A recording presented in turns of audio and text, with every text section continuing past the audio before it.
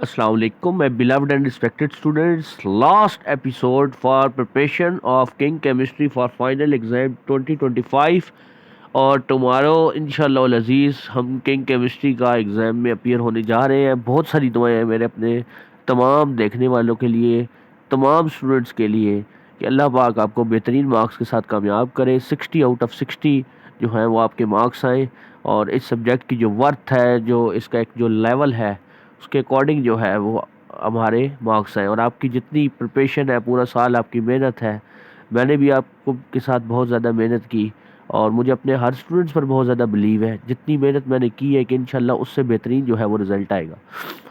और स्टार्ट करते हैं स्टूडेंट्स, हमारी लास्ट एपिसोड भी फाइनली आ चुकी है और इसमें इंशाल्लाह अज़ीज़ जो है वो अब फुल बुक के फाइनल जो है वो गेस आ रहे हैं कि जिसमें फुल बुक के तमाम चैप्टर्स के इंपॉर्टेंट शॉर्ट और इम्पॉर्टेंट लॉन्ग के ऊपर आपके प्रोफेसर बात करने जा रहे हैं और आपने वीडियो को ज़रा ध्यान से देख लेना है। बेसिकली इसका मकसद आपकी एवेल्यूएशन करनी है, वेयर यू आर स्टैंडिंग। ठीक है, आपकी प्रिपरेशन अभी कंप्लीट हो चुकी है, एमसीक्यू शॉर्ट लॉन्ग हर चीज़ आपकी प्रिपेयर है। जस्ट आपने ये चेक करना है कि वेयर यू आर स्टैंडिंग, क्या ये जितने क्वेश्चन शॉर्ट लॉन्ग है आपके प्रिपेयर हैं, तो इंशाल्लाह लजीज आपके 60 आउट ऑफ 60 है। और स्टार्ट करते हैं स्टूडेंट, देखते हैं चैप्टर 1।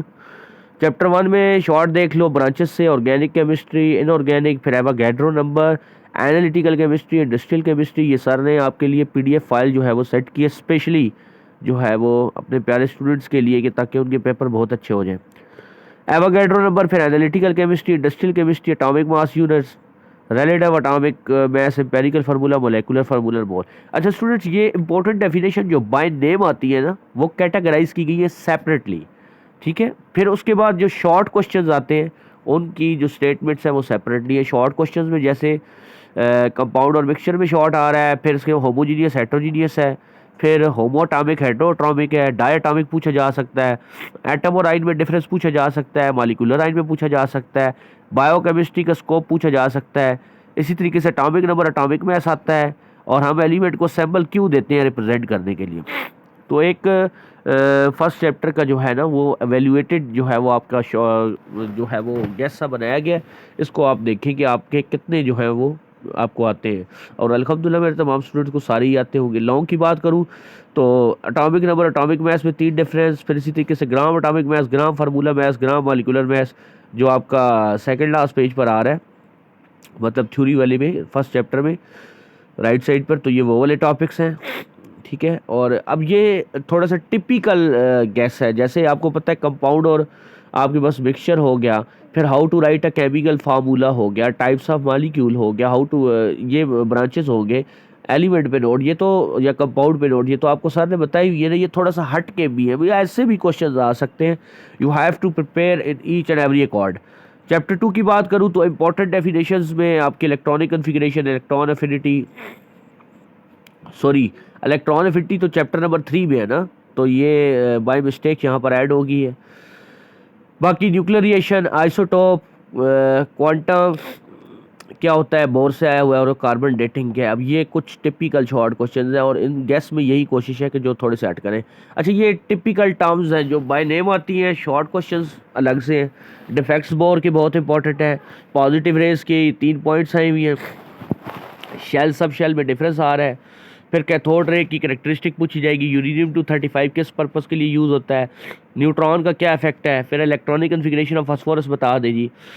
तो आपको आइडिया हो गया होगा कि ये क्वेश्चन जो है वो थोड़े से हट कर मतलब प्रिसाइजली बनाए गए। ऑलरेडी जो है वो चैप्टर पर आपके सर ने वीडियोस बनाई हुई है, ये आपके लिए स्पेशली जो है थोड़ी सा हटकर क्वेश्चन है। लॉन्ग देखो, आइसोटोप्स के यूजेस आए हुई हैं, बोर का और रदरफोर्ड का लॉन्ग, मतलब दोनों मॉडल्स आ गए और आइसोटोप आ गए। चैप्टर 3 की बात करें तो ionization, energy, electron affinity, electronegativity, product function आपका आ गया, शील्डिंग इफेक्ट आ गया, एटॉमिक रेडियस आ गया। ये प्रोडक्ट फंक्शन की जगह प्रोडक्ट टेबल भी आ सकता है। फिर noble gases are not reactive, what is difference between Mendeleev product table, modern product table, groups और पीरियड्स। फिर आयनाइजेशन एनर्जी के ग्रुप्स और पीरियड में ट्रेंड्स क्या है, डुबरीनल ऑफ ट्रेड्स क्या है, इसकी classification, electron affinity, Newlands की। ठीक है, इस तरीके से। अब लॉन्ग सर जी इस चैप्टर के कहाँ से आ गए, आपने तो बताए नहीं थे। मतलब आपने देखो, मैंने आपको पूरी बुक तैयार करवाई हुई है, ईच एंड एवरीथिंग। तो क्वेश्चन तो कहीं से भी आ सकते हैं। और वैसे भी स्टूडेंट्स लॉन्ग को इतनी बड़ी बला थोड़ी है, 2 शॉर्ट जोड़े तो लॉन्ग बन जाता है, 4 ही नंबर का तो होता है। और दूसरी बात ये है कि पेपर अगर स्कीम फॉलो नहीं होती, अनप्रेडिक्टेबल आ जाता है, you must prepare for that. तो यहाँ पर आप देखो प्रोजेक्ट टेबल के मॉडर्न फीचर जो राइट साइड पे पीरियड और ग्रुप की डेफिनेशन से नीचे ब्लॉक्स आई हुई हैं। और फिर उसके अलावा जी एलिमेंट्स को ब्लॉक्स में क्यों रखते हैं, फिर पीरियड्स क्या हैं, फिर इंपॉर्टेंट डेफिनेशंस आ रही हैं आपकी 4 की टेक्निकल जो टर्म्स हैं, जैसे chemical bond, covalent bond, hydrogen bond, electroplating, chemical cell. Sorry, यहाँ पर इलेक्ट्रोकेमिकल सेल चैप्टर 7 से जो है वो बाय मिस्टेक आ चुका है, आपको पता ही है। खैर, इलेक्ट्रोनेगेटिविटी, पोलैरिटी, मेलेबिलिटी जो है वो मेटल्स की प्रॉपर्टीज़ के अंदर से उठाया गया है।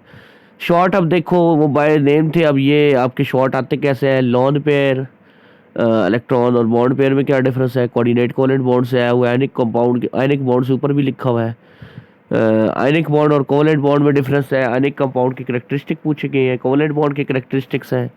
फिर इसी तरीके से आपके सॉरी, कैरेक्टरिस्टिक तो कंपाउंड के है ना, बॉन्ड पीछे आयनिक बॉन्ड लॉन्ग है, उसी तरीके से उसके रिलेटेड फिर आगे आयनिक कंपाउंड के कैरेक्टरिस्टिक आपको बेहतरीन तरीके से बताया हुआ है, प्रिपेयर करवाया हुआ है। फिर कोवेलेंट बॉन्ड पीछे और उसके कोवेलेंट कंपाउंड्स के जो कैरेक्टरिस्टिक्स हैं वो आगे आ रहे हैं।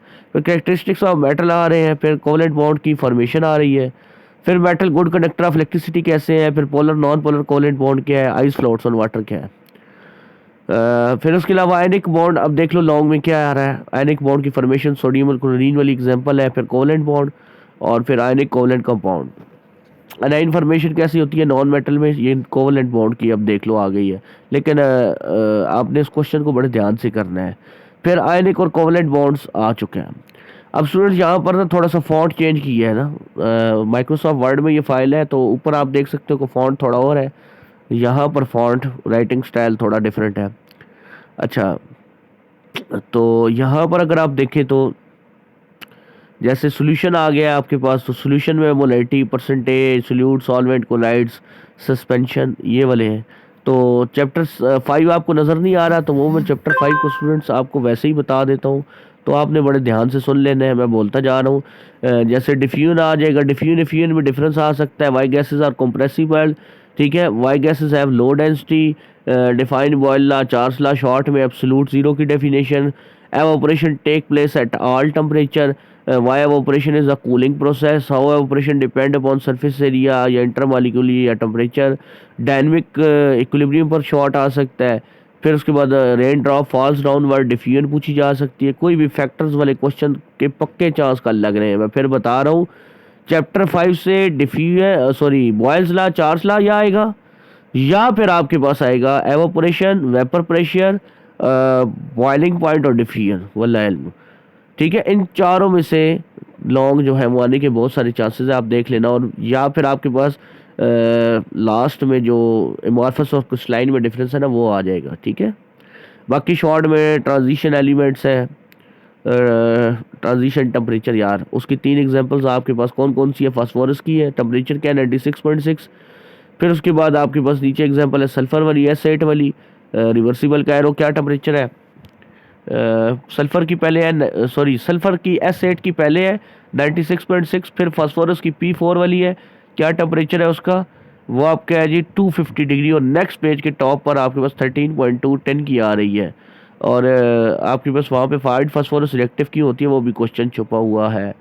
फ्रीजिंग पॉइंट, मेल्टिंग पॉइंट भी पूछा जा सकता है, तो आपने ध्यान से ये सारी चीज़ों को देखना है। ठीक हो गया हमारे बिलव्ड स्टूडेंट्स। अब चैप्टर 6 को देख लो, उसकी टर्म्स है पहले aqueous solution, molarity, percentage solution, solute, solvent, colloids, और फिर उसके बाद शॉर्ट क्वेश्चंस पे saturated, unsaturated, effect of temperature, dilution, concentrated, Tyndall effect किस पर ये डिपेंड करता है, सॉल्यूशन और प्योर लिक्विड में क्या डिफरेंस है, टिपिकल गैस है, थोड़ा सा हट कर है, बहुत ज़्यादा डेप्थ में वो आप चैप्टर वाइज वाला देखना, और ये वाला जो है ये ओवरऑल बुक किया है। फिर effect of temperature on solubility, फिर कोलाइड्स और सस्पेंशन की कैरेक्टरिस्टिक्स, सॉल्यूशन के अलग, कोलाइड्स के अलग, सस्पेंशन के अलग आ सकते हैं। चैप्टर 7 जो है द बाप chapter, father of all chapters, तो आपका electrochemistry, oxidation state, corrosion, electrochemical cell, redox reaction, electroplating, non electrolyte, which by products are found in the Nelson cell, तो आप कहेंगे जी 3 चीज़ें सर ने बताई थी, एक H2, फिर Cl2 और सोडियम हाइड्रोक्साइड यानी कास्टिक सोडा।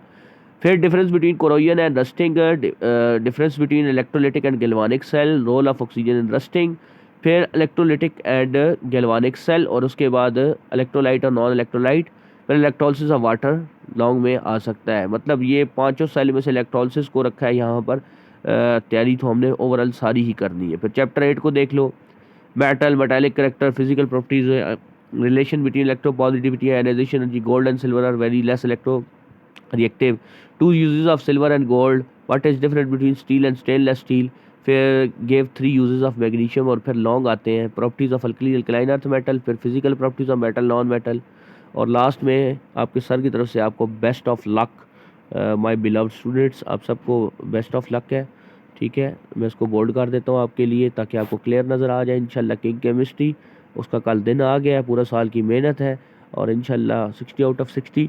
आखिर में आपको कुछ मैं टिप्स भी दे देता हूँ, वैल्यूएबल टिप्स, कि आपने पेपर्स को जितने आपको शॉर्ट बताएंगे आपने उतने ही करने हैं, कटिंग बिल्कुल भी नहीं करनी, और सही अच्छी मार्कर की कला अपनी दिखानी है, मतलब अपनी आर्ट दिखानी है कि आप मार्कर कैसे यूज़ करते हैं, और सही मतलब शीट्स को मैक्सिमम कंज्यूम करना है, और पेपर को बहुत अच्छा अटैम्प्ट करना है। ठीक है, स्पेशली अगर आपके एमसीक्यू 12 ठीक हो जाते हैं ना, तो वहीं से आपको क्लिक हो जाएगा you are going to rock it. मतलब आप 60 पे इजीली आप इंशाल्लाह जा सकते हैं। तो दुआ में याद रखिएगा, वीडियो को ज़्यादा से ज़्यादा शेयर कीजिए, मैक्सिमम रिकमेंडेशन में जाए और बाकी सबको भी फ़ायदा हो। तो इंशाल्लाह अज़ीज़ फिर कल आपके पेपर के टाइम फिर जो है वो यूट्यूब पे मुलाकात होगी, फ़र्स्ट टाइम और सेकंड टाइम पे। तो अपना बहुत सारा ख्याल रखिएगा। आप सबके लिए बहुत सारी दुआएं हमेशा निकलती रहती हैं, दिल से निकलती हैं। ठीक है, तो अल्लाह पाक मेरे तमाम स्टूडेंट्स को कामयाब करे। तो इंशाल्लाह अज़ीज़ फिर कल मिलते हैं। अपना बहुत सारा ख्याल रखिएगा।